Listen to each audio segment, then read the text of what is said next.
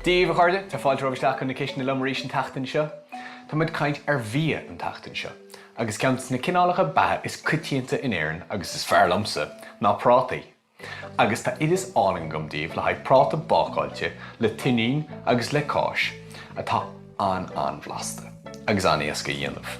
Níl móránnig testáil, 100 gram cáis grátáilte, 100 gram tuinín, 100 gram muináis, 100 gram arúr, 100 gram imime, hartar 6 fráta atá hartar 200 gram an cheann ar bhean mhéad nó mar sin, beganín ola cócaireachta, salan agus peobar. Mar sin, ní hiicmid na lábha agus tá sóigmid.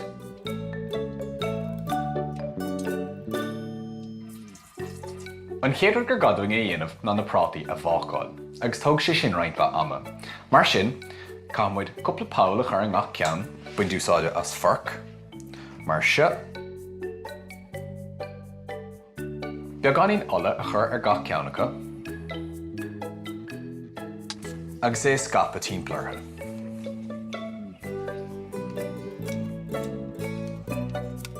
Agus isteach los an aon sin ag 180 céim ar feadh hartar óireach laig.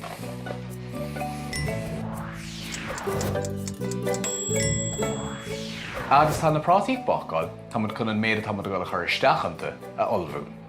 Mar sin, i mála meascaí, chuirigh muid an tuinín, an tarúr, an muináis, beaganín salanne, agus beaganín peobar. Agus déananig muid gach rud a bhasca le chéile go maith.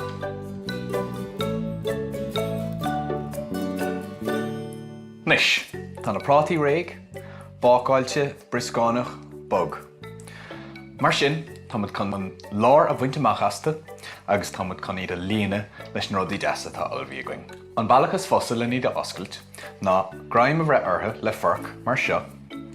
Bí cuairmach beidh siad te, agus má héanta timpeall is bunóg, ag brise an chrecinn mar seo, go deas cuairmach, agus tiúcaigh an clabín dóibh. Chur le taobh, agus tá muid chun an méad atá lár báire a ghlaanna amach, agus a chur isteach i mála meascaí. Níl muid a géirí an crecinn ar an bráta a bhrise áitir be eile. Agus isteach leis na prátaí chuirigh muid an tíim ar fad.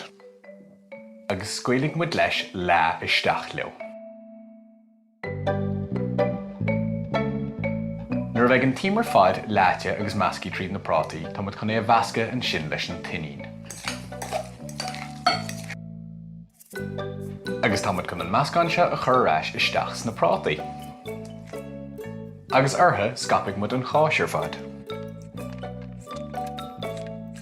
Agus arás isteach san aon leon sin ar feadh 5 nó 10 nómad ag 180 céim, go dtí go mbeidh an cháis ar fad leite an nuas ar.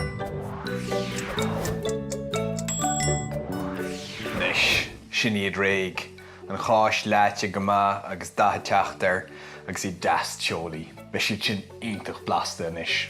Tásúla gom go deithnáisiad le bh chuirde, go dtí an chéad eile, slán go fóil.